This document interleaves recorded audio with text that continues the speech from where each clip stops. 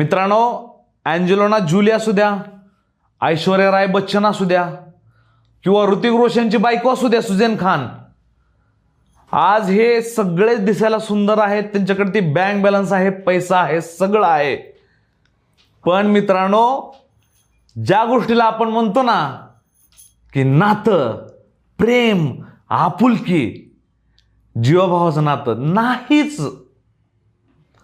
कारण निसर्गानुसार बऱ्याच लोकांना काय होतं, एक ठराविक वेळ गेला, मला तिच्यात इंटरेस्ट नाही, अरे मला बोर वाटून राहिली, मला आता मी सोडून देणार, दुसरे बघणार मी आता.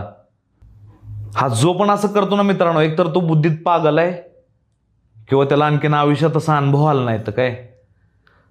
बऱ्याच लोकांना माझ्याकडे बघून असं वाटतं की मी टाइमपास करतोय, यार काय कुठली मुलगी भेटली मला, आता एवढा फेमस मुलगा आहे, काय मुलींची कमी नसणार. पण नाही मित्रांनो, मी बऱ्याच वेळा उघड उघड बोललो, ती मुलगी माझ्यापेक्षा वयानं मोठी जरी असली ना तरी सुद्धा त्या मुलीनं माझ्या आयुष्यात